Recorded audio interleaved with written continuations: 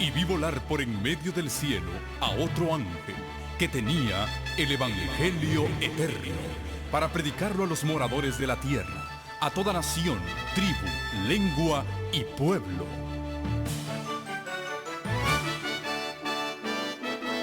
Con ustedes su programa cristiano con temas bíblicos de actualidad.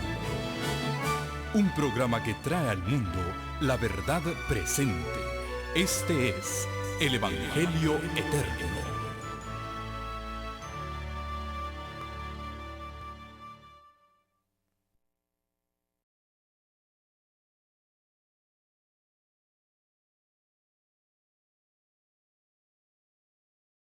Señor les bendiga y que tengan una bendición muy grande. Y no olviden, esta tarde tenemos algo muy bueno, los temas sobre salud con el doctor Lin, quien nos visita. Y ahora sí estamos listos para abrir el santo libro de Dios.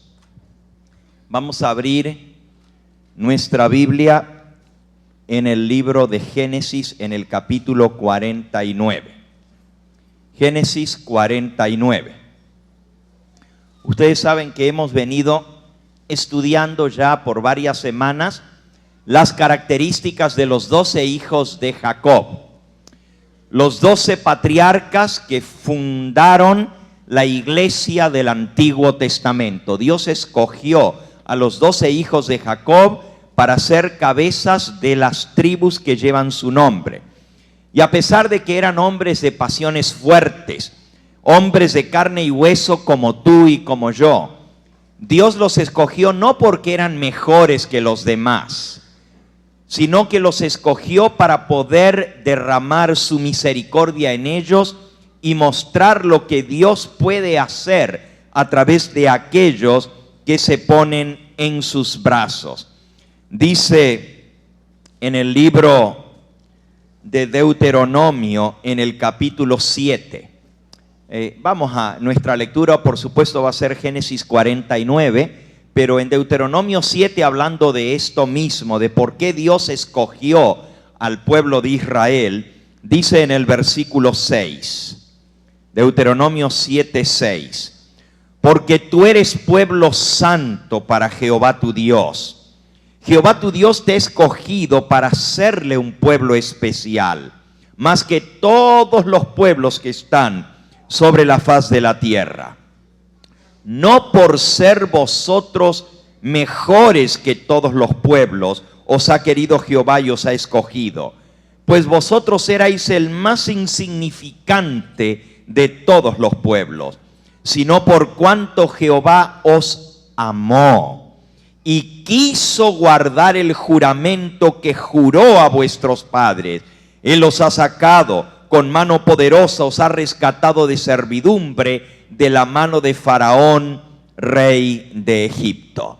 Así que Dios escoge al pueblo de Israel no porque era mejor que los demás, sino por pura gracia, por puro amor, para cumplir su pacto que hizo con Abraham, con Isaac y con Jacob. Y de los 12 hijos de Jacob, justamente salen los 12 cabezas de esas 12 familias que eventualmente llegarían a ser las 12 tribus de Israel. Y nosotros hemos aprendido que a través de esa visión profética que tuvo el anciano Jacob en su cama de muerte, él se proyectó por el don de profecía hasta los días finales de la historia de este mundo, y él vio cómo de esas tribus espirituales iban a salir los escogidos de Dios en ese tiempo final. El apóstol Juan también lo confirma en el libro de Apocalipsis. Así que sin más vamos a abrir ahora sí en Génesis 49 nuestra lectura bíblica. Génesis 49, versículo 1 en adelante. Llamó Jacob a sus hijos y dijo: juntaos y os declararé lo que ha de acontecer en los postreros días. Juntaos y oíd, hijos de Jacob, escuchad a vuestro padre Israel. Aquí el anciano Jacob desciende sobre él en su lecho de muerte el espíritu de profecía. El Espíritu Santo lo llena de iluminación. Y él dice, júntense, les voy a decir el porvenir. Les voy a decir lo que ha de acontecer en los días venideros hasta los días postreros. En el boletín que ustedes recibieron en el día de hoy, la ilustración que está en el boletín es justamente el anciano Jacob en su cama bendiciendo a cada uno de sus hijos en su lecho de muerte. Y entonces hemos estudiado hasta ahora el primero de esos 12 hijos, Rubén, y su carácter, sus características. Hoy vamos a ver el segundo de esos hijos y esta tarde veremos el tercero. Leamos entonces versículo 3, Rubén, el hijo primogénito, el hijo principal, el primero. El primer hijo a través de Lea, Rubén.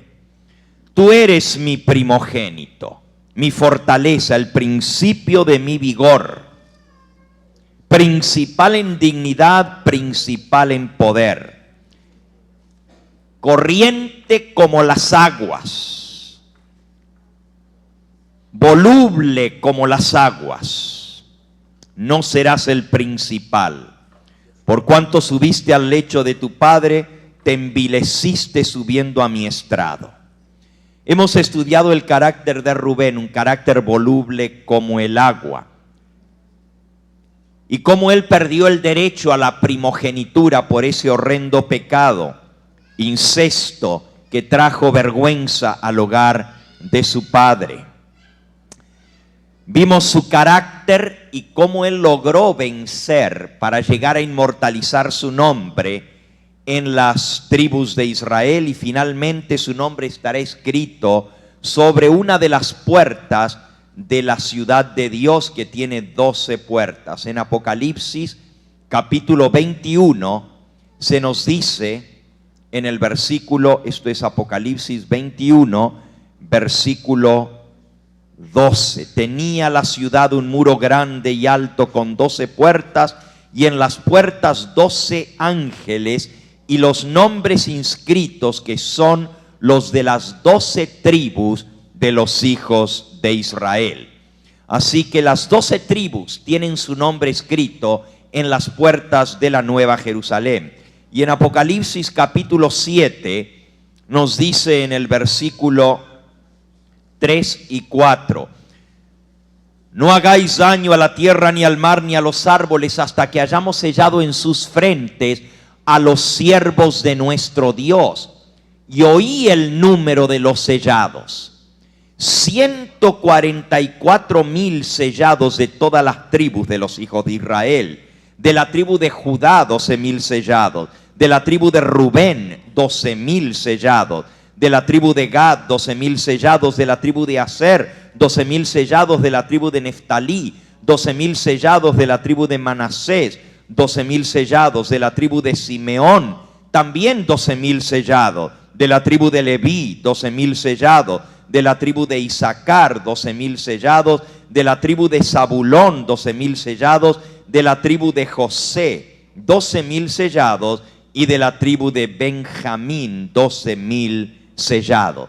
Dios no toma el tiempo para dedicar 7, 8 versículos en el libro de Apocalipsis, un libro tan compacto que trae tanta información, tanta profecía, desde la época de las 7 iglesias que estuvieron en Asia en adelante hasta nuestros días. Dios no toma una porción entera del libro de Apocalipsis para mencionar nombre por nombre los 12,000 sellados, si no tiene algo que ver con nosotros hoy en día y una aplicación para el pueblo de Dios en los días finales.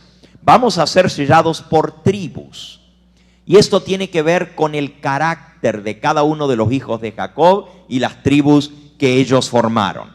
Así que hoy vamos a ver el segundo hijo de Jacob, su carácter, sus fortalezas, his strengths and his weaknesses, también sus debilidades y cómo él logró vencer para poder inmortalizar su nombre en las 12 puertas de la ciudad de Dios. Génesis 49 otra vez. Ahora sí vamos al segundo hijo. Versículo 5 en adelante. Simeón y Leví son hermanos. Y aquí el padre les va a dar la bendición juntos. Simeón y Leví son hermanos. Y eran hermanos de padre y madre, porque aunque la familia estaba formada por 12 hijos, no todos eran de la misma madre. En este caso, Simeón y Leví eran hermanos full brothers, o sea, hermanos de padre y madre. Simeón y Leví son hermanos. Armas de iniquidad son sus armas. En su consejo no entre mi alma, ni mi espíritu se junte en su compañía. Porque en su furor mataron hombres, y en su temeridad desjarretearon toros. Maldito su furor que fue fiero, y su ira que fue dura. Yo los apartaré en Jacob, y los esparciré en Israel. Acabamos de leer, entre comillas, la bendición de Jacob para Simeón y Leví. No parece mucha bendición, ¿verdad? It doesn't sound like a blessing, not at all. Más bien es una maldición. Maldito sea su furor que fue fiero. No recibieron bendición del Padre, sino más bien palabras duras. ¿Por qué? Bueno, Simeón y Leví van juntos aquí, y luego vamos a aprender que justamente la palabra Leví quiere decir juntos. Y él está haciendo un juego de palabras aquí. Simeón y Leví dice, los esparciré, no los juntaré. Dice el versículo 6, en su consejo no entre mi alma, ni mi espíritu se junte en su compañía. El nombre Leví quiere decir juntar. ¿Se acuerdan que la madre le puso ese nombre al darle el tercer hijo, Lea, a Jacob? Y dijo, ahora se juntará conmigo mi marido porque le he dado 3 hijos. Pero ahora Jacob dice, no se junte mi espíritu con ellos. O sea, todo lo contrario de lo que tu nombre significa. En lugar de juntarse, los voy a esparcir, los voy a regar, que no estén más juntos. ¿Por qué? ¿Por qué habla tan fuerte? En el sermón de ahora vamos a ver el carácter de Simeón. Y esta tarde vamos a estudiar por aparte el de Leví. Y el tema de hoy lo titulé Simeón, un colérico transformado. Porque tenía un carácter bastante colérico, bastante arrebatado. En realidad, en este hombre violento, duro de carácter, fuerte, headstrong, o sea, cabeza dura, un hombre que no pensaba antes de actuar. Podemos ver en su carácter la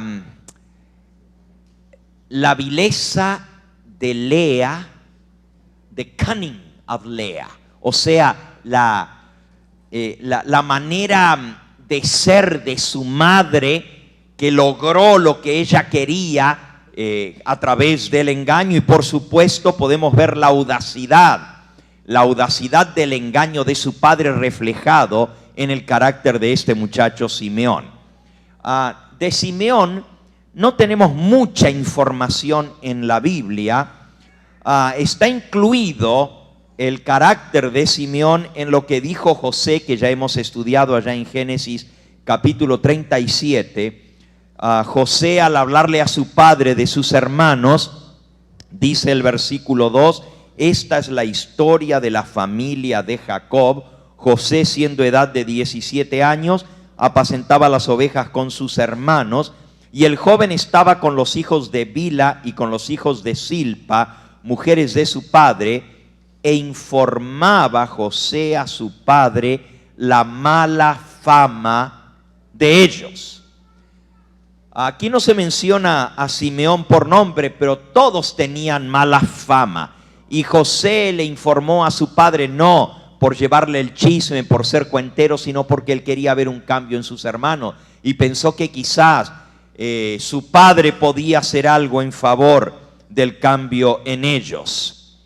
Sin embargo, la primera vez que encontramos a Simeón apareciendo como alguien en forma aparte de los demás, porque no sabemos mucho de su niñez ni de su juventud, solamente que pasó en esa familia disfuncional, los problemas que había en el hogar entre las distintas madres, los celos, las envidias, los enojos, las iras, todo eso que se veía en el hogar fue moldeando el carácter de Simeón. Pero el primer incidente que él aparece haciendo algo, lo encontramos en la historia de su hermanita de padre y madre, que se llamaba Dina. Y eso está en el capítulo 34 del libro de Génesis. Y justamente a esto hace referencia el patriarca Jacob cuando va a dar la bendición, y en lugar de dar bendición sale de su corazón el recuerdo triste, fatídico, negro de cómo estos dos hermanos se unieron con armas de iniquidad para matar a hombres. Por eso Jacob, al recordarse de eso, todavía siendo viejo, ya de 139 años de edad, se sacude en la cama y se espanta al recordar el terrible crimen que cometieron estos dos hijos suyos, trayendo deshonra a toda la familia. La historia está en Génesis 34. Dice: salió Dina, la hija de Lea, la cual ésta había dado a luz a Jacob, a ver a las hijas del país. Ahora, aquí podemos descubrir el velo de la historia y ver un poquito de esta familia, ver de los hermanos y especialmente de Simeón y de Leví. Lea era la única mujer en un hogar de 13 hijos. Imagínense, única mujer, y tenía 12 hermanos varones. A veces sucede al revés, ¿no es cierto? Que casi siempre los que en su matrimonio no pueden tener hijo varón, siguen teniendo hijas mujeres hasta que consiguen el varón. Pero aquí sucedió al revés. Dina es la única hija mujer en un hogar con 12 varones. Imagínense entonces cuán amada, cuán apreciada, qué tesoro tan grande era esa muchachita dentro de ese hogar, porque era la única mujer.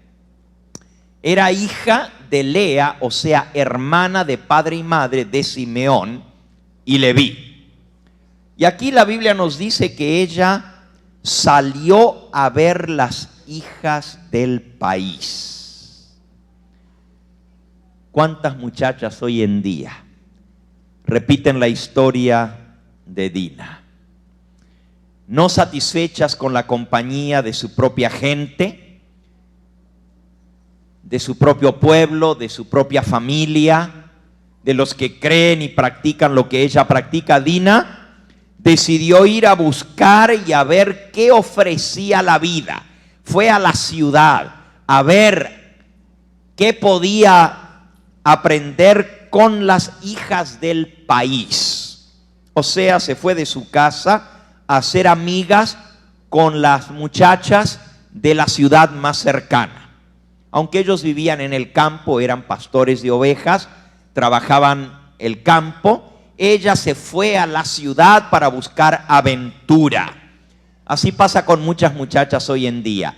No están contentas, no están felices en su hogar y creen que va a estar más bonito allá con sus amistades. Y se hizo de muchas amigas, pero todas eran no creyentes, eran muchachas cananitas del mundo. Esa asociación, las amistades que ella fue entrelazando, muy pronto trajeron complicaciones. Un hermano de una de sus amigas se enamoró de ella. Dice versículo 2, la vio Siquem, hijo de Hamor, heveo, príncipe de aquella tierra, y la tomó y se acostó con ella y la deshonró. El deseo de divertirse, el deseo de tener amistades mundanas, la llevaron finalmente a enredarse con este muchacho, Siquem, y esto terminó en terrible humillación, vergüenza, deshonra, no solo para ella, para su familia, pero también para toda aquella nación, e incluso terminó en un horrendo asesinato en serie, una catástrofe terrible. A veces los jóvenes no piensan a dónde pueden llevar las consecuencias de sus decisiones. Piensan, si es irme a divertir un ratito, y no saben lo que puede traer todo eso. Sin embargo, aunque Siquem la tomó, y la palabra que se usa aquí en hebreo, hermanos, no es solamente de que se enamoró y tuvieron consensual sex. No fue sexo puesto de acuerdo entre ellos. La palabra tomó está en jifil, que es enfático, quiere decir la tomó por la fuerza. This was rape. That's what it was. Era directamente abuso sexual, o sea, la tomó por la fuerza y la deshonró, dice el versículo 2. Versículo 3, pero su alma se apegó a Dina, la hija de Lea. Se enamoró realmente de la joven y habló al corazón de ella. O sea, realmente el muchacho quiso arreglar el problema que había hecho. Ella estaba humillada, destrozada. La Biblia dice que ella volvió a la casa de su madre, a las tiendas de su madre, porque vivían en el campo, en tiendas, totalmente destrozada, su corazón roto, y no había lágrimas que pudieran borrar ni lavar su vergüenza, quitarle la amargura que ella traía en su corazón de todo lo que había pasado. Sin embargo, Siquem decidió honrarla, y a través de su padre hizo negociaciones para poderse casar legalmente con esta muchacha. Y para hacer este arreglo mandó a su padre, versículo 4. Habló Siquem a Hamor, su padre, diciendo, tómanos por mujer a esta joven, o tómame por mujer a esta joven. Pero oyó Jacob que Siquem había mancillado a Dina, su hija. Y estando sus hijos con su ganado en el campo, calló Jacob hasta que ellos viniesen. No dijo nada hasta que estuvieran los hermanos presentes. Se dirigió Hamor, su padre, o padre de Siquem, a Jacob para hablar con él. Y los hijos de Jacob vinieron del campo cuando lo supieron, y se entristecieron los varones. Se enojaron mucho, porque hizo vileza en Israel acostándose con la hija de Jacob, lo que no se debía haber hecho. Y Hamor, el padre, habló con ellos, diciendo, el alma de mi hijo Siquem se ha pegado a vuestra hija. Os ruego que se la deis por mujer. Emparentad con nosotros. Dadnos vuestras hijas y tomad vosotros las nuestras. Podemos ser amigos, podemos ser familia. Mezclémonos. Habitad con nosotros, porque la tierra está delante de vosotros. Morad, negociad en ella, tomad de ella posesión. Vamos a hacer negocios, vamos a ser amigos, vamos a ser familia. Nos conviene a los dos. Siquem también le dijo al padre de Dina y a los hermanos de ella, halle yo gracia en vuestros ojos y daré lo que me dijereis. Aumentad a cargo mío mucha dote y dones, y yo daré cuanto me dijereis, pero dadme la joven por mujer. Acuérdense que en aquella época se daba una dote. Este muchacho era príncipe, según leímos, o sea, era hijo del rey Hamor, heveo. Una nación, no era muy grande la nación, pero pues era el rey de esa nación, tenía mucho dinero, y el muchacho dijo, aquí el asunto no es dinero. Lo que ustedes me pidan de dote y aumentenlo y háganlo grande, lo que ustedes quieran yo lo doy, pero realmente me quiero casar con esta muchacha, dénmela por mujer. Le contestaron, no podemos hacer esto, de dar nuestra hermana a hombre incircunciso, porque entre nosotros es abominación. Realmente cuando leemos la historia no sabemos si fue una excusa, no sabemos qué había detrás del corazón, pero al ver un poquito más adelante lo que hicieron los hermanos, nos damos cuenta de que había un engaño. Sin embargo, estaba de por medio Jacob. Y el padre quería el bien para su hija. ¿Qué padre no va a querer el bien para su hija? Y por eso, él apoyó esta idea. Dijo, no, para que mi hija se case con un muchacho que no es de nuestra fe, tienen ustedes que hacerse de nuestra religión. No podemos. Va en contra de nuestros principios que una hija nuestra o alguien de nuestra familia se case con alguien que no es de la misma fe. Ojalá todos los padres fueran como fue Jacob.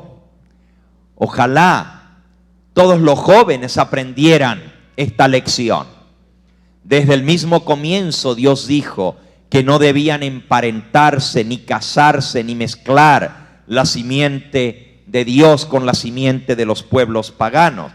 El apóstol Pablo lo repite nuevamente en el Nuevo Testamento, allá en la epístola a los Corintios, segunda de Corintios en el capítulo 6, nos dice el versículo 14, no os unáis en yugo desigual con los incrédulos, porque ¿qué compañerismo tiene la justicia con la injusticia? ¿Qué comunión la luz con las tinieblas? ¿Qué concordia Cristo con Belial? ¿O qué parte tiene el creyente con el incrédulo? ¿Qué acuerdo hay entre el templo de Dios y los ídolos? Porque vosotros sois el templo del Dios viviente. Como Dios dijo, habitaré, andaré entre ellos, seré su Dios, y ellos serán mi pueblo. Por lo cual salid de en medio de ellos y apartaos, dice el Señor, y no toquéis lo inmundo, y yo recibiré y seré para vosotros por padre, y vosotros me seréis hijos e hijas, dice el Señor Dios Todopoderoso. Así que Dios ya les había dado instrucciones de cómo no debían contaminarse. Esto es para nosotros abominación, dijeron los hermanos y dijo Jacob. Sin embargo, si ustedes aceptan nuestra religión, las cosas pueden ser diferentes. Jacob tomó su tiempo para explicarles del Dios verdadero. Les habló de ese pacto que había hecho Dios con Abraham. Les habló de su familia, que también ellos habían sido idólatras y adoraban a ídolos, a dioses de plata, de oro, de madera, de piedra, pero que habían conocido al único Dios verdadero. Jacob les tiene que haber contado a esta familia, a este rey. Miren qué oportunidad tan buena, a pesar de la desgracia que había sucedido, esto se prestó para que pudieran tener relación estas dos familias, y Jacob les tiene que haber contado de la escalera que él vio uniendo el cielo con la tierra. Le tiene que haber contado de ese Dios verdadero que no habita en templos humanos, que no se lo puede representar a través de piedra, ni de oro, ni de plata. Ese único Dios que los cielos de los cielos no lo pueden contener. Jacob le tiene que haber contado la historia de Abraham, su padre, de Isaac, y la misma historia de él y el pacto que él había hecho con ese Dios de servirle solo a él. Lo cierto es que les tiene que haber hablado incluso de la señal del pacto, porque les habló de la circuncisión. Para nosotros hoy en día la señal del pacto con Dios es el bautismo, pero en el Antiguo Testamento la señal del pacto era la circuncisión, era como decir el bautismo, el requisito de entrada para el pueblo de Dios.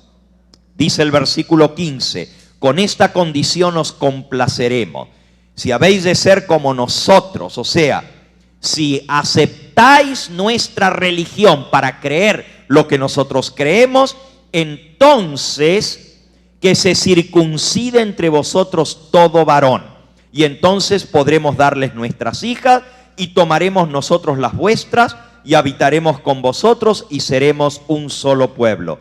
Mas si no prestáis oído para circuncidaros, tomaremos nuestra hija y nos iremos. Y parecieron bien sus palabras a Hamor y a Siquem, hijo de Hamor. Hermanos, de alguna manera habló Jacob tan bonito que pudo tocar el corazón de esta familia. Y qué privilegio tan grande poder haber dado el testimonio de esta manera. Ellos aceptaron como una condición, pero era también como una contraseña. Aceptamos la señal del pacto porque quiere decir que estamos dispuestos a entrar dentro de ese pacto.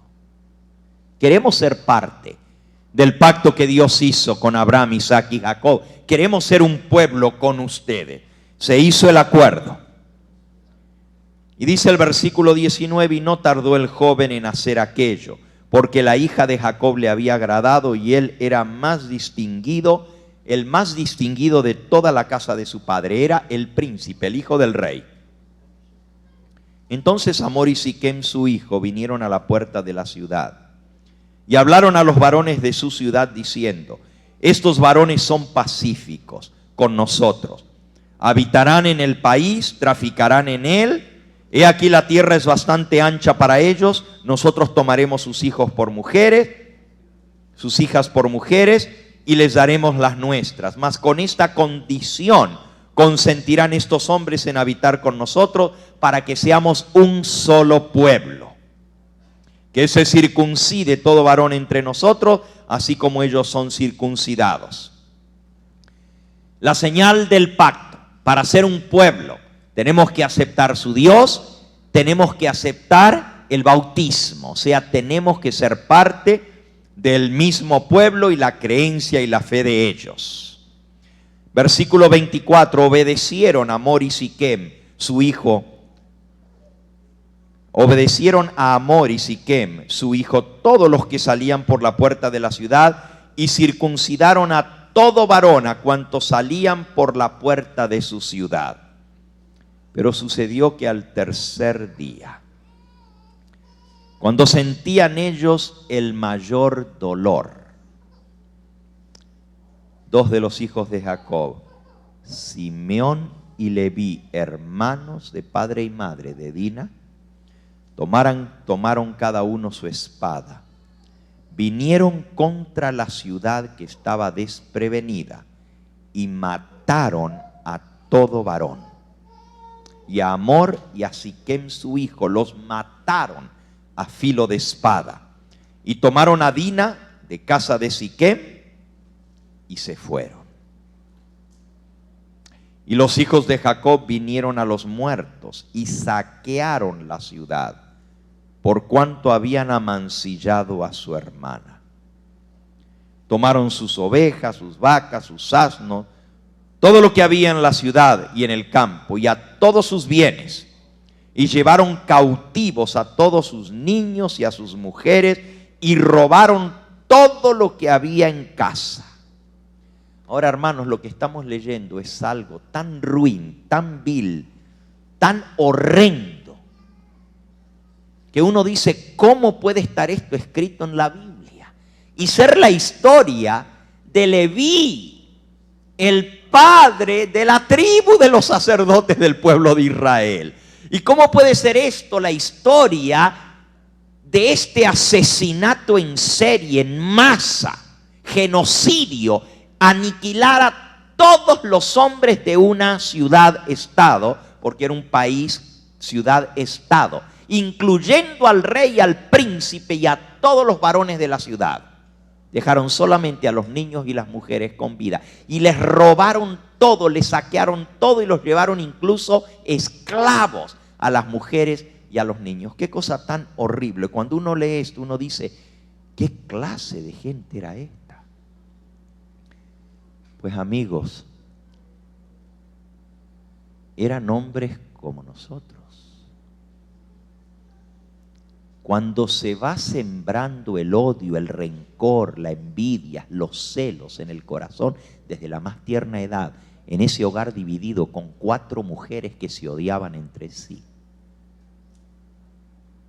siembra vientos recogerás huracanes. Las semillas del odio son la antesala al asesinato. Eso es lo que ellos habían aprendido en su hogar. Y no se sorprendan, porque 2 años más tarde planearon matar a su propio hermano José. Eso es lo que había en el corazón de estos hombres crueles. No por nada José le dijo a su padre: son de mala fama, terrible la fama de estos muchachos. O sea, eran malos de verdad.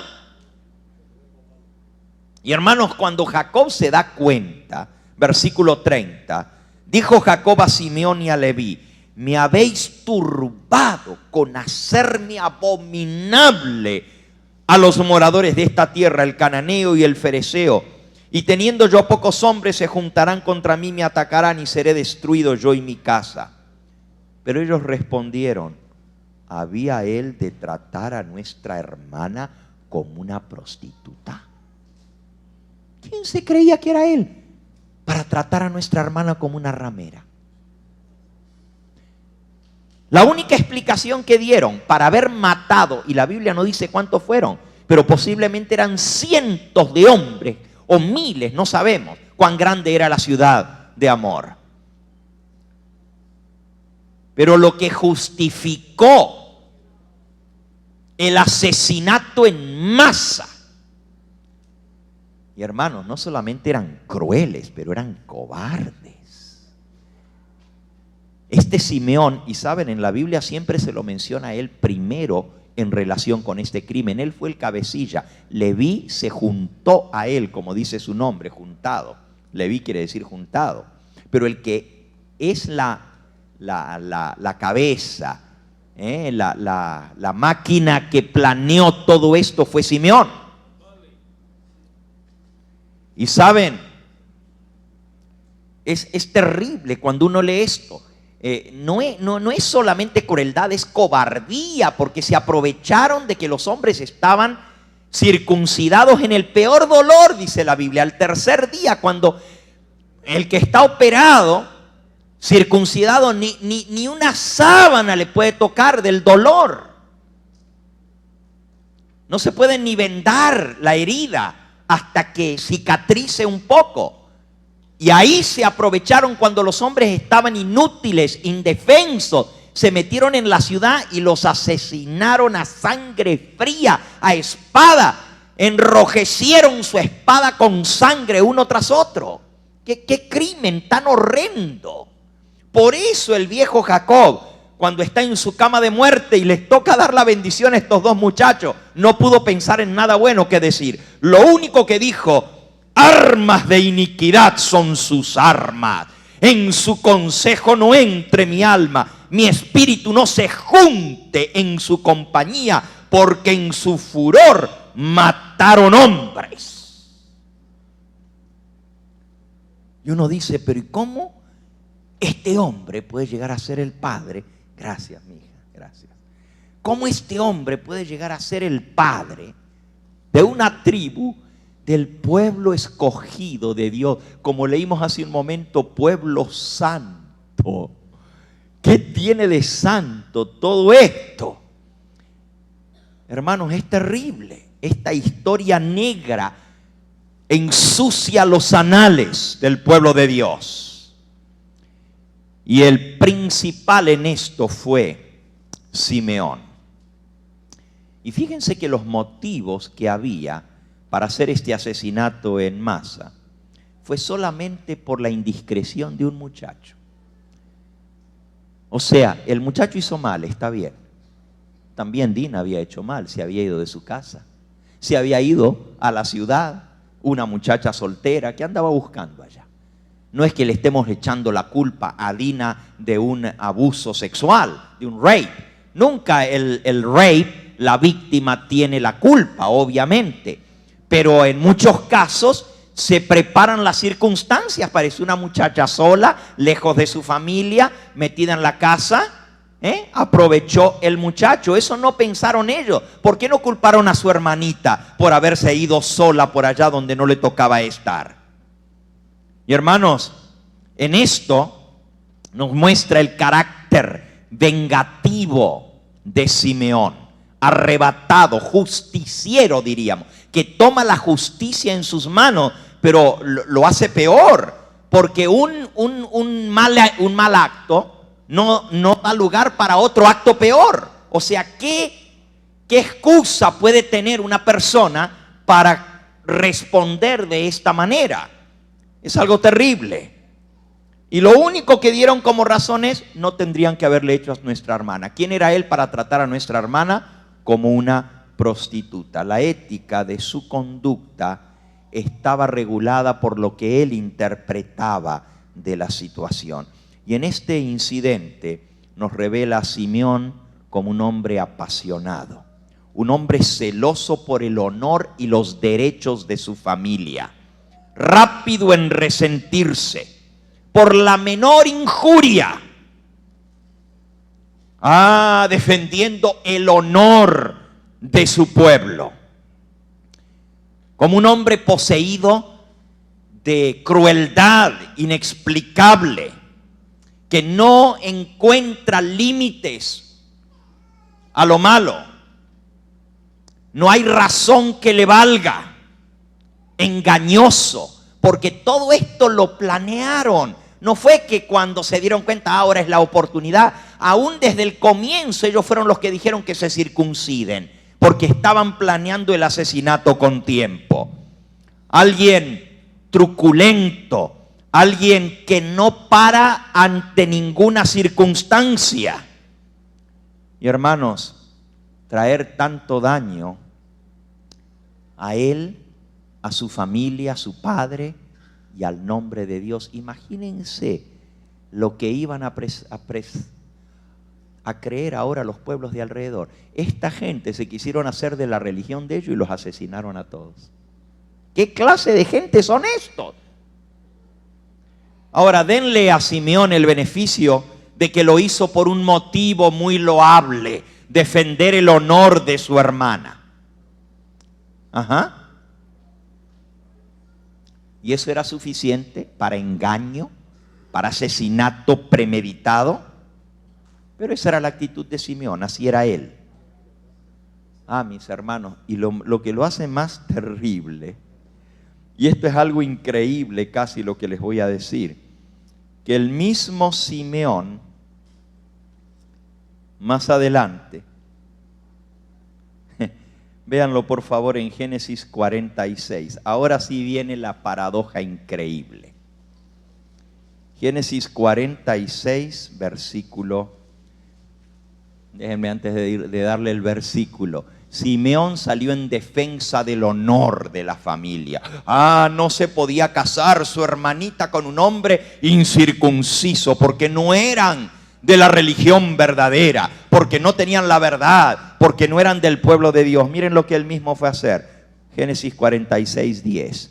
Los hijos de Simeón: Gemuel, Jamín, Ohad, Jaquín, Zoar y Saúl, hijo de la cananea.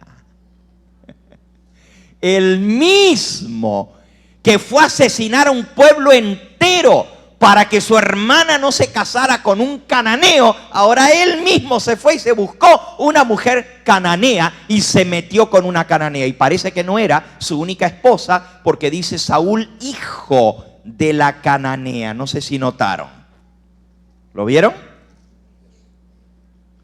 Dice los demás hijos: Gemuel, Jamán, Ohad, Jadmín, Joar, y Saúl, hijo de la cananea. O sea que los demás hijos no eran hijos de esta mujer. Él también se metió con una mujer cananea. Pero qué rápido para juzgar a su hermano y para juzgar al otro. Eso es lo que hace una persona justiciera. Eso es lo que hace una persona vengativa, arrebatada, que no piensa. Y hermanos, lo encontramos otra vez a Simeón para que vean un poquito más de su carácter. Y está terrible lo que estamos viendo, y algunos de ustedes se están preguntando: ¿y qué ganamos con saber todo esto? Bueno, Dios por algo lo registró en su palabra. Por algo está escrito en la palabra de Dios. Tenemos que aprender algunas lecciones, y eso es lo que vamos a aprender en esta hora. La próxima vez que vemos a Simeón está en la historia con José. está en el capítulo 37 de Génesis. En el 34 está la historia del asesinato. Un hombre justiciero, un hombre arrebatado, apasionado, rencoroso, engañoso, cruel, reclamador de sus derechos, pero también un cobarde, porque si realmente quería, ¿por qué no se vio pecho a pecho, hombro a hombro, espada con otro hombre? No, se aprovechó de los que estaban en cama, heridos, para el más débil aprovecharse y fácilmente matarlo. Eso es cobardía. Pero miren, encontramos otra vez cómo trató a su hermanito de 17 años. La historia está en Génesis 37. Y encontramos aquí que José viene, y ya contamos esta historia hace unos sábados atrás, trayendo la comida y buscando confortar a sus hermanos y llevar noticias a la casa de su padre. Y sus hermanos, cuando le vieron venir de lejos, versículo 18, antes que llegara cerca de ellos, conspiraron contra él para asesinarlo. Y se dijeron el uno al otro: aquí viene el soñador, ahora pues venid y matémosle, echémosle en una cisterna y diremos: alguna mala bestia lo devoró, y veremos qué será de sus sueños. Resulta que aquí todos los hermanos están planeando el asesinato de su hermanito menor. Pero en este caso les voy a leer algo interesante de un comentario bíblico judío. Aquí en este comentario bíblico, hablando acerca de Simeón, esto es, a ver si le encuentro aquí.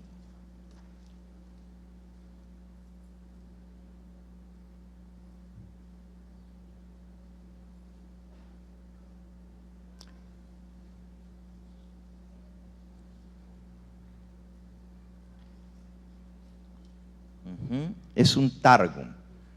Es el Targum. El Targum quiere decir comentario bíblico de Jonatán. Es un libro muy antiguo, data de más o menos 800 a 900 años antes del nacimiento de Cristo. Y en este Targum de Jonatán dice que fueron Simeón y Leví los que planearon matar a José. Y ellos fueron los que se lo dijeron a sus hermanos. O sea, Simeón y Leví nuevamente fueron los incitadores de esto. Aunque la Biblia no lo menciona, sino dice que todos sus hermanos dijeron: venid, matémoslo. En ese Targum se nos dice que era Simeón y Leví los que lo planearon. Y esto fue solamente 2 años después del asesinato en masa. O sea que esto tiene que haber estado vívido en la mente de José.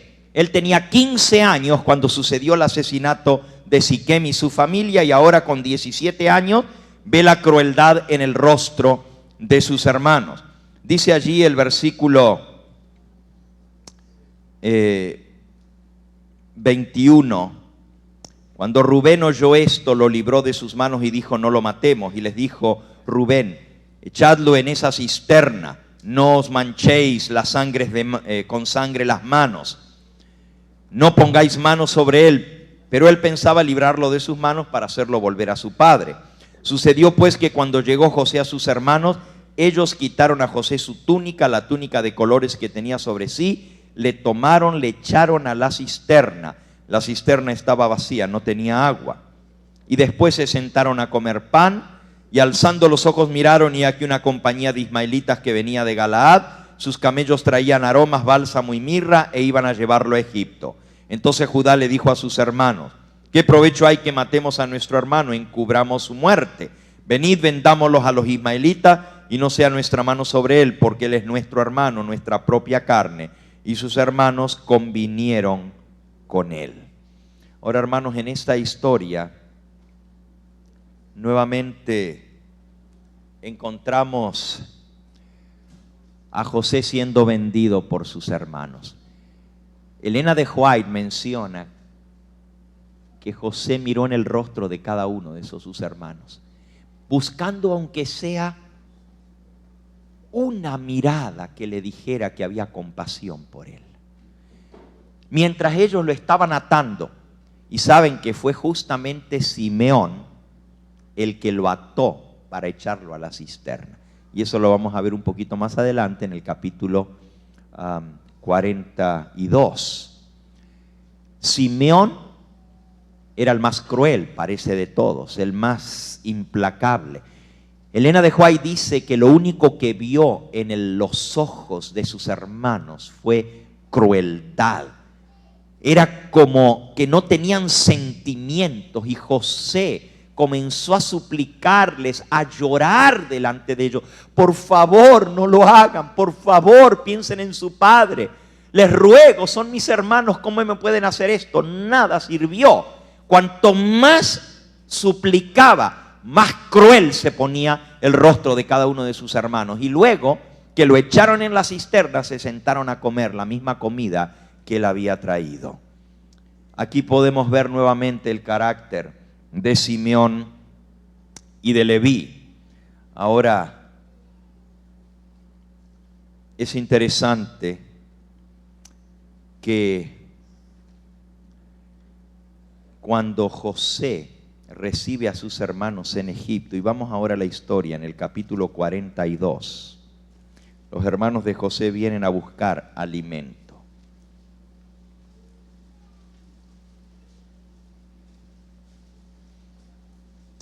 Y aquí en el versículo 19 nos dice: si vosotros sois hombres honrados, quede preso en la casa de vuestra cárcel uno de vuestros hermanos, y vosotros id y llevad el alimento para el hambre de vuestra casa, pero traeréis a vuestro hermano menor, y serán verificadas vuestras palabras, y si no, moriréis. Y ellos lo hicieron así, decían el uno al otro: verdaderamente hemos pecado contra nuestro hermano, pues vimos la angustia de su alma cuando nos rogaba y no lo escuchamos. Por eso ha venido sobre nosotros esta angustia. Entonces Rubén les respondió diciendo: no os hablé yo, no les dije, no pequéis contra el muchacho y no quisisteis escuchar. He aquí también se nos demanda su sangre. Pero ellos no sabían que José los entendía, porque había intérprete entre ellos. Y se apartó José de ellos y lloró. Y después volvió a ellos y les habló. Y tomó de entre ellos a Simeón y lo aprisionó a vista de ellos. Ahora, ¿por qué Simeón? ¿Por qué José, que conocía a cada uno de sus hermanos, escogió a Simeón? Elena de White dice que fue porque Simeón era el que lo había atado a él de manos a echarlo a la cisterna. Y eso está confirmado por el Targum de Jonathan, aunque no está mencionado en Génesis 37. Elena de White da ese detalle. José nunca se olvidó cuando su hermano lo ató de sus manos para bajarlo a la cisterna y le apretó la soga bien fuerte que casi le cortaba la circulación de sus brazos para que no se soltara. Lo hizo con crueldad, con maldad. Y ahora José, no con esa misma crueldad, porque la Biblia dice que José se apartó de ellos y lloró. Lloró de la emoción, lloró de los recuerdos, de acordarse lo que él había tenido que pasar. Y ahora que tenía a sus hermanos allá adelante, ellos no sabían que era él. Imagínense, habían pasado tantos años, ya él era un hombre grande, lo habían dejado como un jovencito, un teenager. Y ahora José los tenía delante de ellos, pero cuando les dijo: vayan a buscar a su hermanito menor, a Benjamín, y me lo traen acá para que yo sepa que es verdad, pero se va a quedar uno de ustedes como rehén. Y él mismo, dice la Biblia, que escogió a Simeón y le dijo: tú te vas a quedar. Ahora, él ni sabía los nombres supuestamente de ellos, porque él era el segundo de Egipto, ¿verdad? El primer ministro de Egipto. Ellos no tenían manera de saber que era José. Sin embargo, José escogió al cabecilla de todo lo demás y a él lo puso en la cárcel.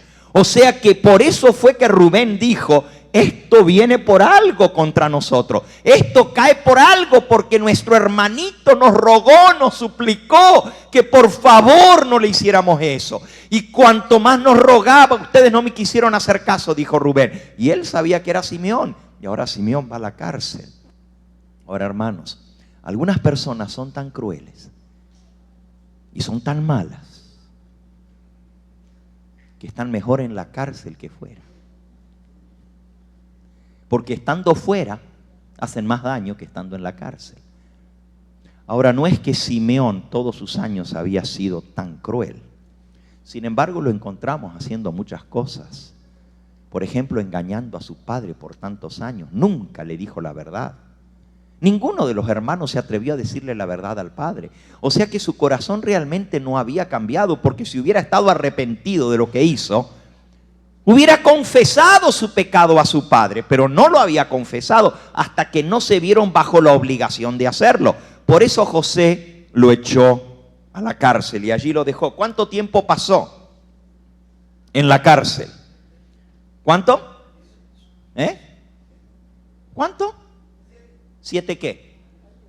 7 años. Bueno,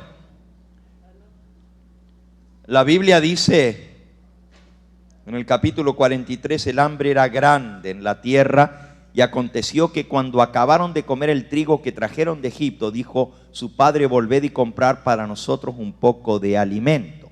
Y Judá dijo, aquel varón nos protestó con ánimo resuelto, diciendo, no veréis más mi rostro, si no traéis a vuestros hermanos con vosotros. Hermanos, la Biblia no dice exactamente cuánto tiempo pasó, pero habían llevado alimento. Elena de White menciona que fueron un poquito menos de 2 años. O sea que el alimento les duró 2 años.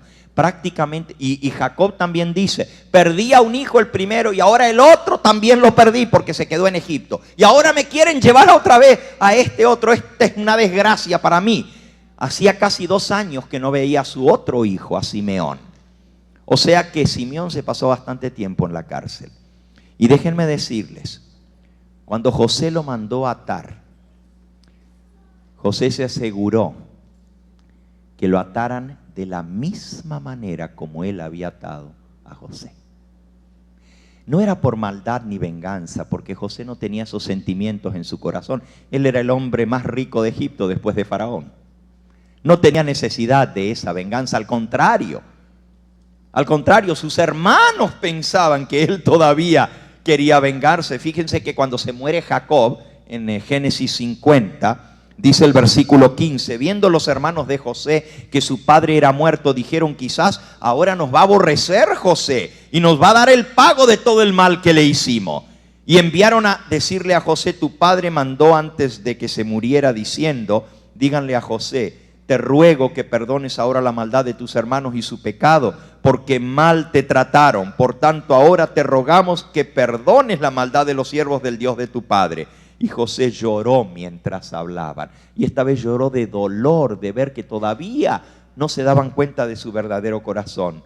Vinieron también sus hermanos y se postraron delante de él y dijeron, henos aquí por siervos tuyos. Y le respondió José, no temáis.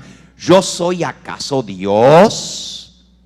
¿Estoy yo en el lugar de Dios? Vosotros pensasteis mal contra mí, mas Dios lo encaminó a bien para hacer lo que vemos hoy, para mantener en vida a mucho pueblo. Ahora pues no tengáis miedo, yo sustentaré a vosotros y a vuestros hijos. Así los consoló y les habló al corazón. José era un hombre noble. Es más, él le había tocado pasar injusticia muchas veces.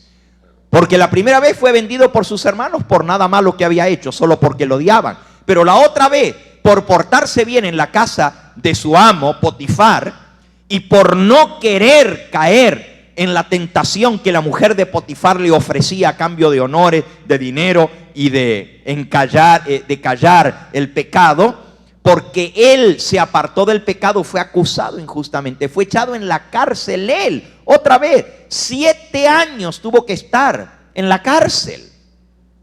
Todo ese tiempo, injustamente por algo que no había hecho. José había aprendido la lección de la paciencia y el perdonar, si no, no podría haber llegado a ser el hombre feliz que llegó a ser. Pero los hermanos no lo sabían. ¿Por qué entonces José mandó atar a Simeón al echarlo en la cárcel? De la misma manera como Simeón lo había hecho atar. A José nunca se le olvidó eso. Primero, por el shock tan grande que fue por venir de sus hermanos. Segundo, porque fue el último recuerdo de su familia que él tuvo. Y fueron casi 20 años que estuvo lejos de su familia. 21 años fueron.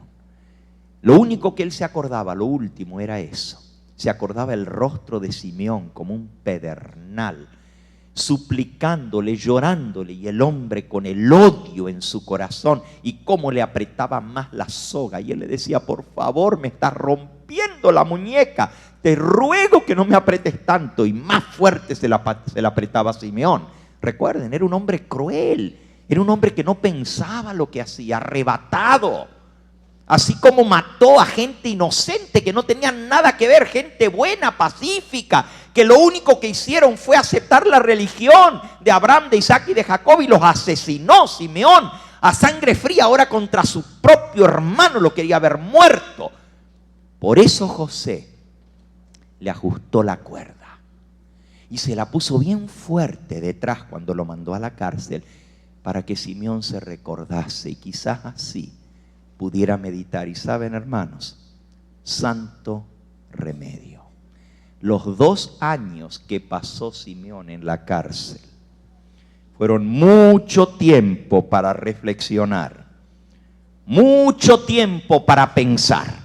Porque cuando uno está ocupado no le da tiempo mucho para pensar, pero cuando uno está sin nada que hacer, metido en un calabozo, y allá no tenía ni siquiera un libro para leer, ni tampoco había televisión como hay en las cárceles de hoy en día para entretenerse. Solo con 4 paredes en la cárcel del rey.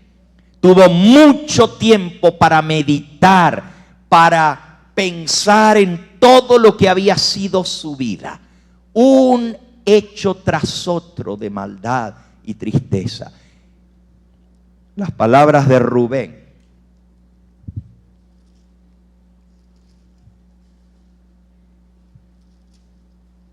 Génesis 42.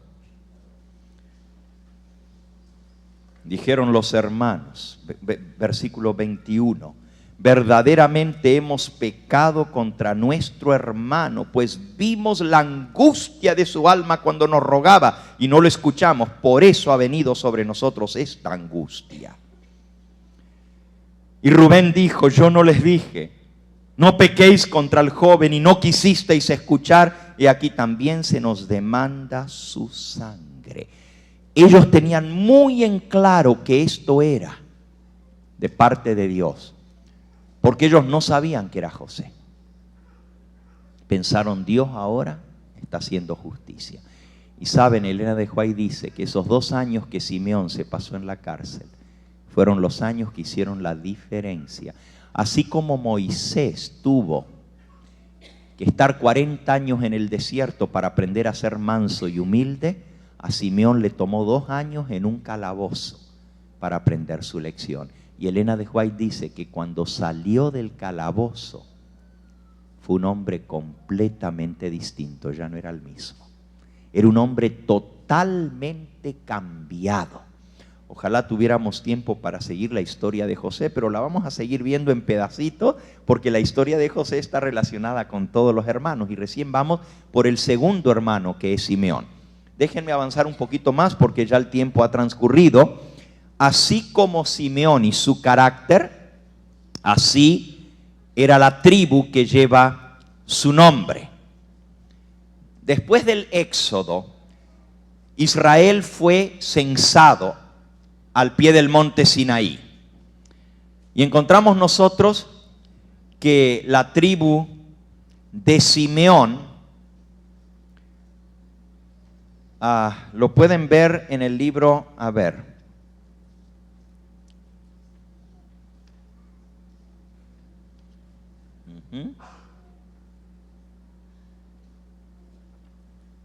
en Números capítulo 1, versículo 23. Números capítulo 1. Y ahora vamos a ver un poquito de la tribu, porque las características de Simeón se repiten en sus descendientes también. Dice el versículo 23. Los contados, este es el censo de Israel en el Sinaí, es el capítulo 1 de Números, censo de Israel en el Sinaí, ahí están por tribus censados. Dice el versículo 23, los contados de la tribu de Simeón fueron 59.300. 59.300. O sea, de los que salieron de Egipto, la tribu de Simeón era la tercera más grande de todas. Solamente había 2 tribus más grandes que la de él. Sin embargo, 40 años más tarde, en Números capítulo 26, cuando se vuelve a censar el pueblo al entrar a Canaán, o más bien antes de entrar a Canaán, encontramos algo totalmente insólito. En el versículo 14 dice: estas son las familias de los simeonitas, 22.200. Hermanos, de las 12 tribus, la tribu más pequeña fue la tribu de Simeón. Al Sinaí era la tercera tribu en tamaño, 59.000 familias tenía la tribu de Simeón. Pero 40 años más tarde, antes de entrar en Canaán, se había reducido el número de los simeonitas de 59.000, o sea, 60.000 a 20.000, una tercera parte. ¿Qué pasó? ¿Por qué habían desaparecido tantos? O sea, de cada simeonita habían desaparecido 2 y había quedado uno solo. ¿Saben? Estos hombres no habían muerto en guerras defendiendo el honor de la familia de Dios. No habían muerto peleando para ganar el territorio o defendiéndose de sus enemigos. No sacrificaron sus vidas por el honor de Dios, por la honra de Dios. No, hermanos, lo triste de la tribu de Simeón es que perdieron sus nombres por los mismos pecados de sus progenitores. Porque el pecado se pasa de padres a hijos hasta la tercera y cuarta generación. Y hermanos, es triste ver la historia de lo que pasó con la tribu de Simeón. Y esta última partecita es la que vamos a ver ahora. ¿Saben? El pueblo de Israel estaba acampado justo antes de entrar a la tierra de Canaán. Y justamente los que perdieron sus vidas y se redujo la tribu a una tercera parte de lo que era originalmente, fue por el pecado de hombres arrebatados que no la pensaron, movidos por las emociones y por el sensualismo, como era la tribu de Simeón. La historia se encuentra en Números capítulo 25. Números 25. El desastre final que redujo a la tribu de Simeón es la historia de Baal Peor. Y es una historia sumamente terrible. Es el otro pecado que manchó la historia del pueblo de Israel. Siguiendo la sugerencia de Balaam, el falso profeta, Balac trató de hacer pecar al pueblo de Israel para que la maldición cayera sobre ellos. Ustedes conocen la historia. Balaam sugirió un acercamiento entre los cananeos y los israelitas para hacerlos pecar contra Dios. Y los invitaron a una fiesta. Elena de White describe lo que pasó allí en el valle de Baal Peor, en Sittim. Sittim era un valle muy fértil, estaba lleno, después de estar 40 años en el desierto, las tribus de Israel, finalmente ahora había árboles, estaban en la orilla al oriente del río Jordán. Solamente les faltaba cruzar el río Jordán y llegaban a la tierra prometida. Pero lo triste es que el pueblo se asienta allí. Había un valle fértil, se le conocía como el valle de Sittim, porque había muchos árboles. El Sittim es como una acacia, muchos pinos. Y el pueblo acampó debajo de los árboles después de 40 años de ver solamente sol y rocas, porque no había nada en el desierto. Ahora había río, había corrientes de aguas, los niños retozaban, podían bañarse en el agua del río, podían jugar debajo de los árboles. Era como que habían llegado a la tierra prometida y todavía no habían cruzado el río Jordán. El pueblo comenzó a quedarse feliz allí. Y miren lo que dice: acamparon los israelitas y los bosques de acacias que había junto al río les proporcionaron agradable retiro. Pero en ese ambiente atractivo iban a encontrar un mal más mortífero que poderosos ejércitos de hombres armados o que las fieras del desierto. Ese territorio tan rico en ventajas naturales estaba contaminado por sus habitantes. Los que vivían allí, los moabitas, eran adoradores de Baal, la divinidad principal, el dios Sol, representado por un toro. Y se practicaban en ese lugar, dice aquí, las escenas más degradantes e inicuas. Ese pueblo estaba totalmente corrompido. Ahora, mis hermanos, ustedes deben entender quiénes eran los moabitas. Los moabitas eran los descendientes de Lot. Lot tuvo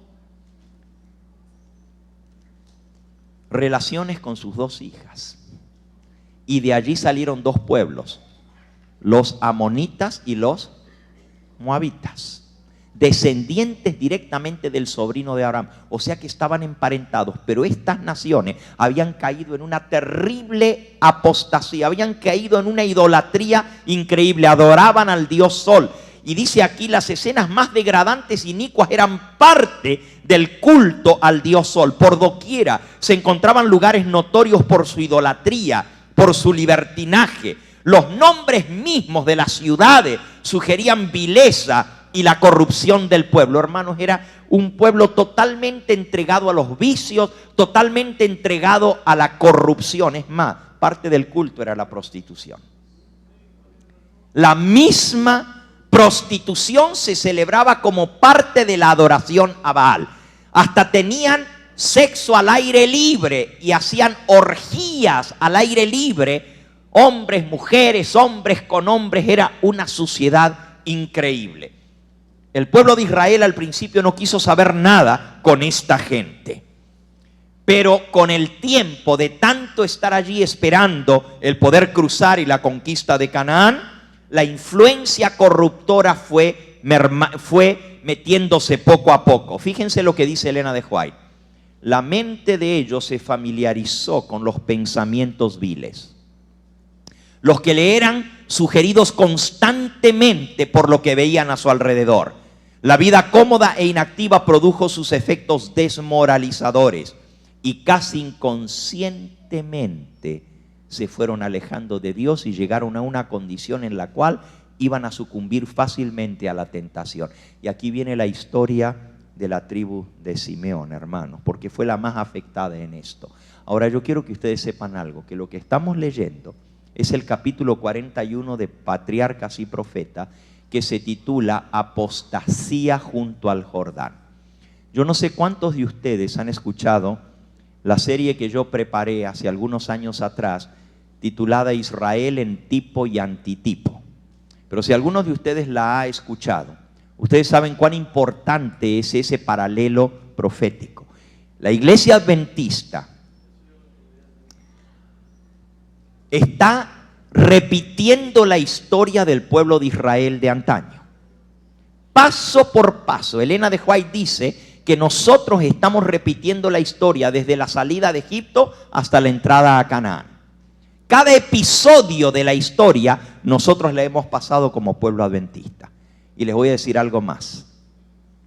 También tuvimos nuestro Cades Barnea, cuando estuvimos a punto de entrar, pero por rebelión Dios nos mandó de vuelta al desierto y por eso estamos todavía aquí en este mundo. Cristo quería venir hace mucho tiempo, pero por rebeldía todavía estamos aquí.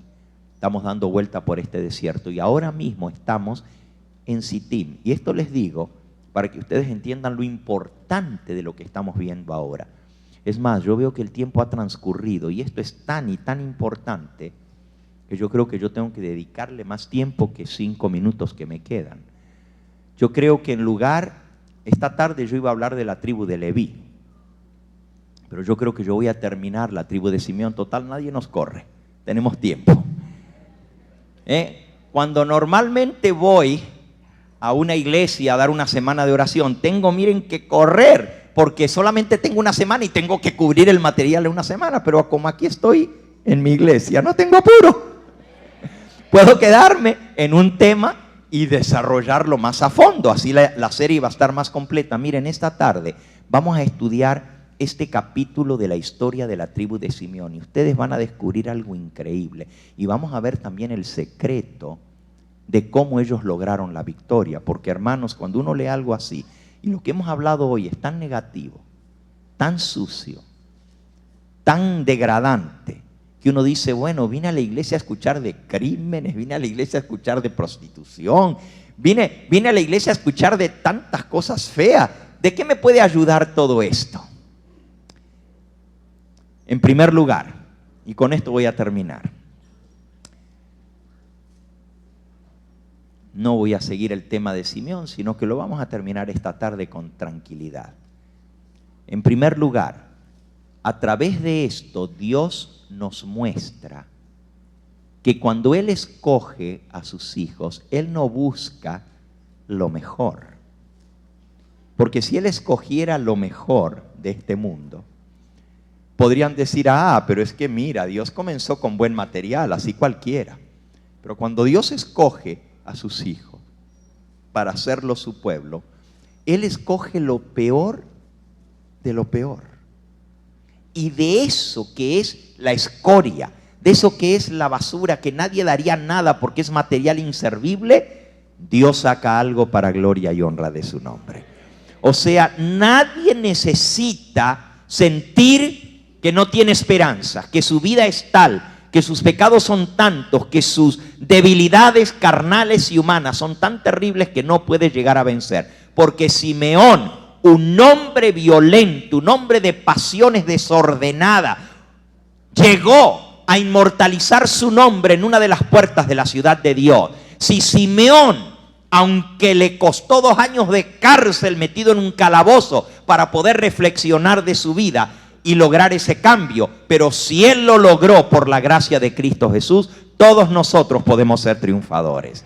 Y ese es el mensaje de esta serie que estamos dando, que no importa cuáles sean tus defectos de carácter, no importa cuáles sean tus situaciones en tu vida que hayas heredado o que hayas adquirido de niño o hayas aprendido de tus padres, no importa el ambiente en que te hayas criado, no importa el hogar de donde tú vengas, no importa lo disfuncional que sea tu familia, nada se compara a lo que hemos visto hasta ahora, porque yo no creo que haya nadie aquí que pueda decir, yo soy como Simeón, yo también asesiné a cientos de personas a mano fría, yo también hice esto y aquello. Yo creo que nadie de los que estamos aquí podríamos estar diciendo, bueno, yo no soy tan malo como ese, gracias a Dios.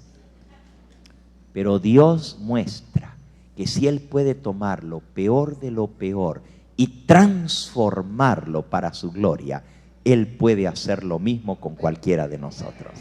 No hay excusa para no lograr la victoria sobre el pecado, porque Jesús ha comprometido su nombre y su honor en la transformación de los 144,000. ¿Se acuerdan lo que leímos al principio de esta serie? El nombre de Dios y el nombre de Cristo están comprometidos. El honor de Dios está comprometido en el sellamiento de los 144,000. Y Él va a tener un pueblo puro y santo, en cuyas bocas no fue hallada mentira, pues son sin mancha delante del trono de Dios. Con la gracia de Cristo Jesús, joven y señorita, se puede llegar a ser un vencedor. No hay excusa cuando tenemos un Salvador tan grande y tan poderoso. Si Él pudo cambiar a Simeón, Él puede cambiarte a ti y puede cambiarme a mí. En segundo lugar, la segunda lección es que Dios registra las cosas aún feas y negativas para darnos ánimo. Si nosotros solamente viéramos las cosas bonitas, podríamos pensar, bueno, es que esos hombres fueron diferentes a nosotros, fueron hombres fieles, imagínense, Abraham, el padre de la fe, tuvo un hijo a los 100 años de edad. ¿Qué milagro le hizo Dios? Pero Abraham también tuvo sus defectos de carácter. A Abraham también le faltó la fe en más de una oportunidad. Por eso la Biblia registra los hechos buenos y malos de sus héroes, para que nosotros no nos desesperemos pensando, bueno, yo no puedo como ellos porque ellos eran diferentes, eran iguales que nosotros. Y en tercer lugar, porque la Biblia es fidedigna. Cualquier otro libro que usted lee, si lee el libro de su prócer, ¿no es cierto?, el libro de Simón Bolívar o de San Martín o de Benito Juárez allá la historia con las ovejitas, el hombre tan leal y tan fiel, ¿verdad? Los próceres de nuestras naciones los ensalzan y solamente hablan de lo bonito. Yo me acuerdo, ¿no es cierto?, de Domingo Faustino Sarmiento, el gran presidente educativo de Argentina, y hablan de su honradez y de todo eso. Es muy bonito, pero no sabemos las cosas negativas de ello. Si el hombre hubiera escrito la historia que está en la Biblia, solamente hubiera escogido lo bueno para hablar. Pero porque Dios es el autor de las Sagradas Escrituras, el Espíritu Santo es quien lo inspiró, Él registra lo bueno y lo malo. ¿Para qué? Para que nosotros veamos que realmente fueron hombres y mujeres sujetos a debilidades semejantes a las nuestras, pero que con la gracia de Dios lograron cambiar sus vidas para llegar a ser hombres y mujeres de bien. Todo lo puedo en Cristo que me fortalece. Y esta tarde vamos a aprender cómo Simeón logró la victoria. Hoy vemos una partecita en la vida de él, pero también vamos a ver una partecita en la vida de la tribu y cómo ellos lograron la victoria, aunque fueron tremendamente sacudidos. Yo te pregunto en esta hora, ¿crees tú que personas como Simeón pueden llegar al reino de los cielos? ¿Tú crees que un asesino en masa, a sangre fría, un hombre cruel y vengativo, un hombre adúltero y pecador, puede tener lugar en el registro de los cielos? Te pregunto a ti, ¿hay alguno aquí que pueda decir yo soy sin pecado? ¿Hay alguien? El único que vivió en esta tierra y nunca pecó fue ¿quién? Jesucristo. Y no porque no podía pecar, sino porque escogió mantenerse asido de la mano de su Padre. El único registro que no va a estar cubierto en los registros del cielo es el de Jesús. Todos los demás registros van a tener partes cubiertas por la sangre de Cristo. Ninguno de nosotros podría ir al cielo y abrir el registro y mirar tu vida o la mía sin avergonzarnos.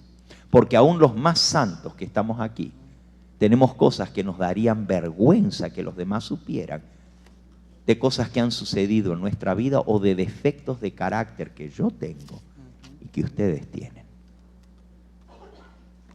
Gracias a Dios, todo eso puede ser cubierto por la sangre de Cristo Jesús. Y va a estar cubierto y nadie lo va a poder ver, porque cuando vayan a los registros durante el milenio en el cielo y busquen nuestros nombres para ver nuestra vida, solamente lo bueno va a aparecer, porque lo demás va a estar borrado por la sangre de Cristo Jesús. Alabado sea su nombre. Sí, en el cielo va a haber asesinos, y va a haber adúlteros, y va a haber idólatras, y va a haber gente cruel y mala, pero ninguno de ellos van a llegar allá siendo asesinos, ni siendo idólatras, ni siendo fornicarios, ni siendo crueles. Van a llegar allá transformados por la sangre de Cristo Jesús. Y eso es lo que nos enseña la lección de Simeón. De los 12 que vamos a estudiar, posiblemente Simeón es el peor de todos. Y sin embargo, si Simeón lo logró, yo también puedo lograrlo. Hay uno que se quedó fuera y fue Dan. ¿Por qué se quedó Dan fuera? Es una historia que tenemos que saber. Pero yo quiero preguntarte a ti en esta hora, ¿tú quieres permitirle al Señor Jesús que haga lo que tenga que hacer en tu vida? Y esta tarde vamos a ver que hay 3 pasos para vencer. En la vida de Simeón y en la vida de todos los que quieran ser vencedores. ¿Quieres decirle, Señor, yo reconozco que tengo características de Simeón en mi vida? Reconozco que hay cosas que no están bien en mí.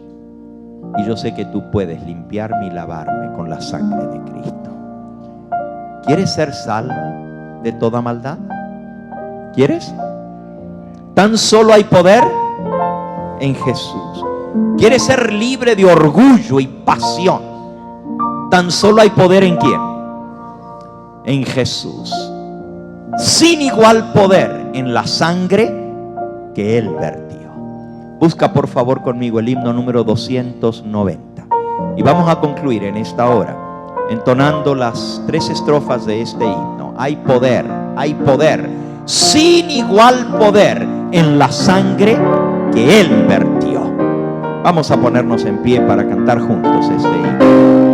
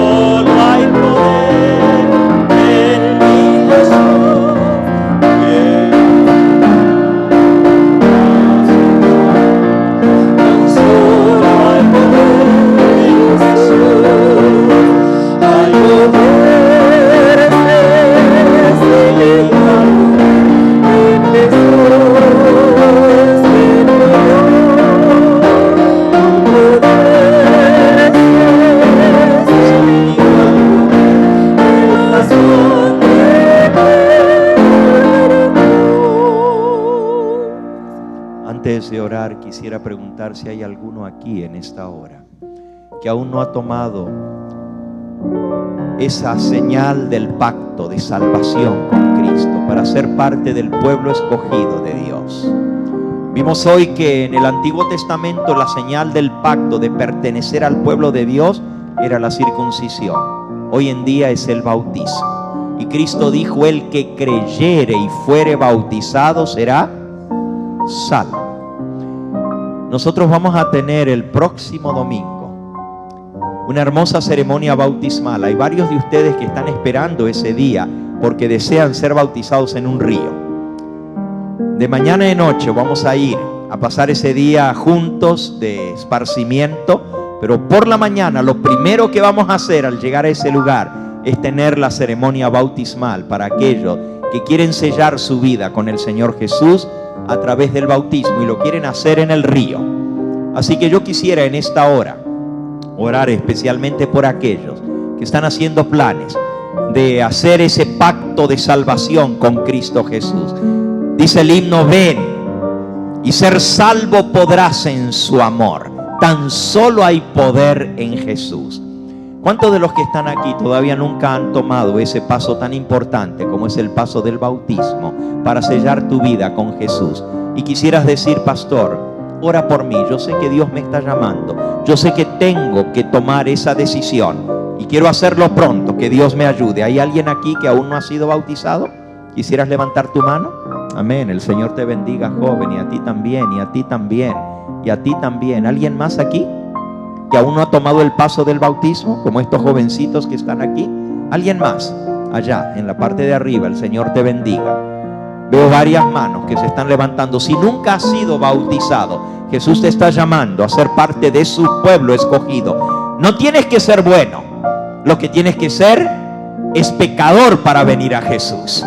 Y si eres pecador, Él te recibe y Él te perdona, Él te va a hacer bueno. Tú no puedes hacerte bueno por ti mismo. El Señor es el que te va a cambiar.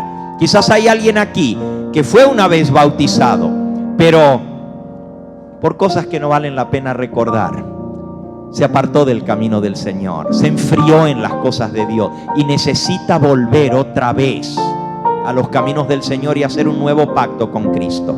Hay alguien aquí que quiere decir: pastor, yo quiero hacer un nuevo pacto con el Señor. Amén, el Señor te bendiga. Alguien más, levanta tu mano. Amén, el Señor te bendiga a ti y a ti también, mi hermana. Alguien más que ha estado haciendo planes de bautizarse en el río y quiere decir: pastor, ahora sí llegó mi día, yo quiero hacerlo. Levanta tu mano allí en el lugar donde estás. Amén, el Señor te bendiga a ti y a ti. Alabado sea el nombre del Señor. Amén, y a ti también, y a ti también. Bendito sea el nombre de Cristo. Quizás hay alguien aquí que fue bautizado en otra iglesia, pero que sabe que este es el pueblo que guarda los mandamientos de Dios y quiere decir: pastor, yo ya fui bautizado en otra iglesia, pero yo sé que el sábado es el día del Señor, yo sé que esta es la verdad, ore por mí porque yo quiero serle fiel al Señor Jesús. ¿Hay alguien? ¿Quisieras levantar tu mano? Yo quiero orar por ti. Amén, el Señor te bendiga a ti también. Amén, el Señor te bendiga, alabado sea su nombre. Amén. Y tú que me estás mirando a través de la cámara, quizás el Espíritu Santo te está hablando a ti también en esta hora y tú tienes que tomar esta decisión. No hay pecado tan negro, no hay crimen tan grande que la sangre de Cristo no pueda limpiar. Si tus pecados fueren como la grana, como la nieve serán emblanquecidos, y si fueran rojos como el carmesí, vendrán a ser como limpia lana. Lo que tienes que hacer es querer y decirle: sí, Señor. Vamos a orar por ti también, que nos estás viendo a través de la pantalla, donde quiera que esté, que el Espíritu Santo te toque allí, te confirme y puedas tomar esta decisión y entregarte en las manos del Señor Jesús. Voy a invitar a todos los que levantaron su mano que pasen rápidamente aquí, vengan. Acérquense, vamos a concluir con esta oración para entregarlo en las manos del Señor y pedirle al Señor que Él confirme esta decisión en sus corazones. Vengan rápidamente. La Biblia dice que hay gozo en el cielo por un pecador que se arrepiente. Y aquí vemos muchos que se están acercando a los pies del Señor Jesús. Ven, si tú estás en el primer grupo de los que nunca fueron bautizados, acércate, ven. Ven, joven, ven. Vamos a orar por ti en esta hora. Si tú sabes de alguien que está al lado tuyo y necesita pasar, ponle el brazo al hombro y tráelo, invítalo a pasar también. Ven.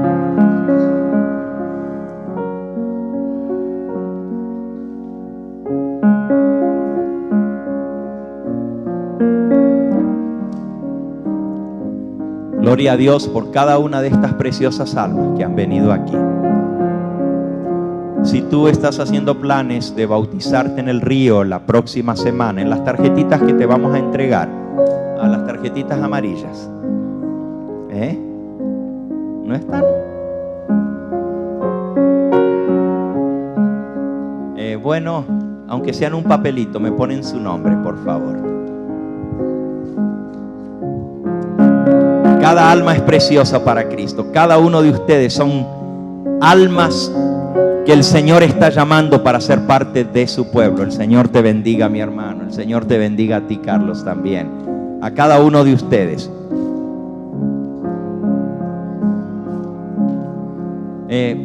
Les estamos pasando unas hojitas, nomás pongan su nombre allí. Y si usted quiere ser bautizado el próximo domingo en el río, nomás ponga la palabra río. Y ya yo sé que tenemos que hacer planes para conseguir sus togas y arreglar todo para que puedan participar de este bautismo especial. Si no estás listo para bautizarte todavía, no te preocupes, va a haber otra oportunidad más adelante. Pero queremos tener tu nombre para seguir orando por ti. Que el Señor haga la obra completa en ti. Nadie se va a bautizar si no se siente preparado. Solamente aquellos que lo anhelan y lo desean hacer. Vamos a pedir a los ancianos que por favor traigan lápices y papeles en cada llamado. Ya sabemos, hace 6 meses que estamos aquí, no ha habido un solo sábado que no ha habido llamados. Así que tienen que estar listos con los papelitos, por favor. Y aquellos que nos están viendo por la pantalla, así como ellos están llenando su hojita, tú toma el teléfono que aparece en pantalla, nos puedes llamar en cualquier día, queremos orar por ti, o escríbenos a la dirección que aparece en la pantalla para que te puedas comunicar con nosotros y ayudarte a esta nueva vida a la cual el Señor Jesús está llamando. Y busca la iglesia que guarda los mandamientos de Dios, la iglesia adventista más cercana. Acércate allá, habla con tu pastor y dile: yo quiero ser parte de este pueblo que espera la venida del Señor Jesús y guarda sus mandamientos. Que el Señor te bendiga en esta decisión que estás tomando. Con razón, nunca vi la cámara allá arriba, la acostumbro a tener aquí abajo y no la encontraba. Ahora sí, las puedo ver allá cerquita. Que el Señor les bendiga, los que me están viendo allá por la cámara. Bien. Una vez que terminen de llenar su hojita, la van a entregar y yo la voy a tener en mi mano para pedirle al Señor por cada uno de ustedes. Si no pones la palabra río, yo sé que quieres un tiempito más para prepararte y entonces vamos a hacer arreglos para que alguien te pueda ayudar en tu preparación para tomar ese paso tan importante. Pero si pones la palabra río, yo ya sé que quieres ser incluido en el bautismo el próximo domingo.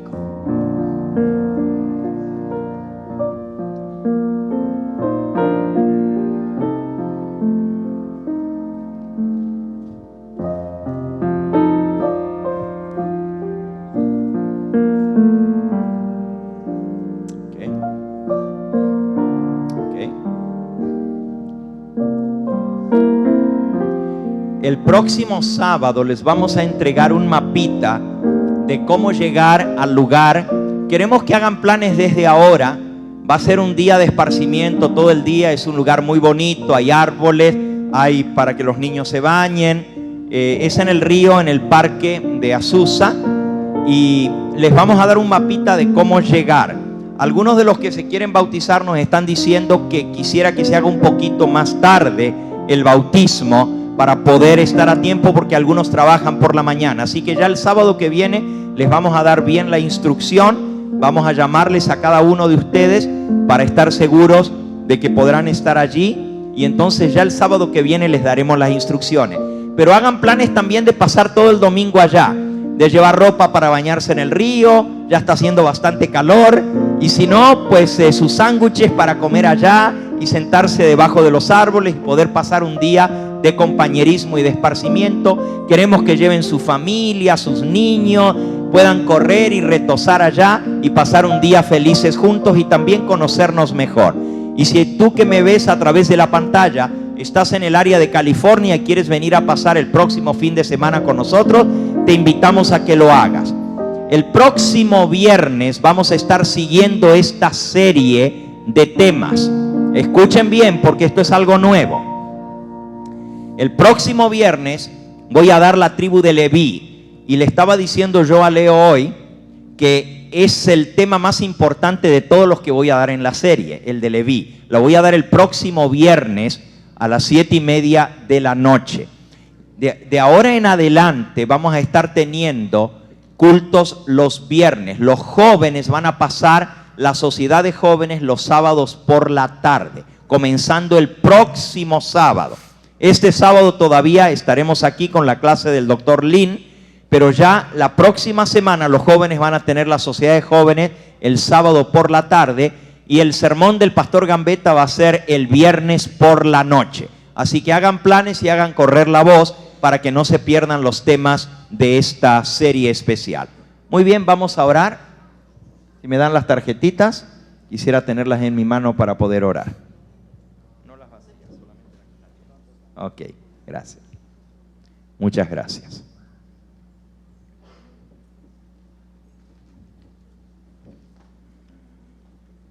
Dame las otras que están llenas y termina de llenar esas si gustas. Gracias. Sí, el próximo sábado vamos a dar las instrucciones para la salida. Los que vivan por allá, por La Puente o por Azusa o por esa zona pueden ir directos y encontrarnos allá. Pero los que vengan de otras partes y quieren que salgamos juntos, podemos salir juntos de aquí mismo, ¿verdad?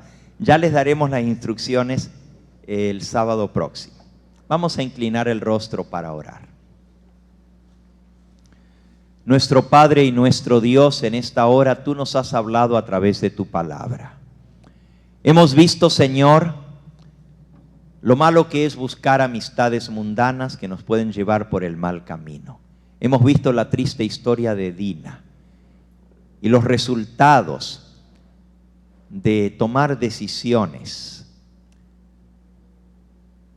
que traen consecuencias terribles. También hemos visto, Señor, el carácter de un hombre irascible, un hombre violento, un hombre iracundo y perverso. Y no entendemos, Señor, cómo tu gracia es tan grande para poder transformar y cambiar un corazón tan duro. Pero solamente decimos, alabado sea tu nombre, porque para ti no hay nada imposible. Tú te especializas en hacer lo que los hombres no pueden hacer. Tú te especializas en cambiar aún el corazón más empedernido. Gracias, Señor, porque la historia de Simeón nos muestra que hay esperanza para nosotros también. En forma especial quiero pedirte en esta hora por estas preciosas almas que han pasado aquí adelante. Oh Señor, tú les conoces por nombre. Cada uno de los que están aquí son preciosos para ti.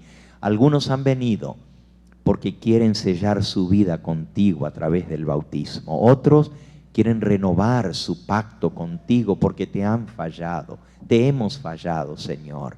Y hay otros que por primera vez hoy están escuchando estas cosas y tu Espíritu Santo está trabajando en sus corazones. Te pido por aquellos que a través de la pantalla están viendo este mensaje, donde quiera que estén, que tú los alcances. Extiende tu mano, Señor, y tócalos, que tu Espíritu Santo no los deje tranquilos, que no tengan paz hasta que no hayan buscado tu pueblo, tu iglesia, y se unan con los que guardan tus mandamientos y esperan el retorno de Jesús. Danos tu bendición, llévanos con bien y nuevamente en las horas de la tarde tráenos para seguir escuchando más de tu palabra, porque te lo pedimos en el nombre precioso de Jesús. Amén, amén. Dale un abrazo a esa persona que está a tu lado y dile cuán feliz tú estás de esa decisión.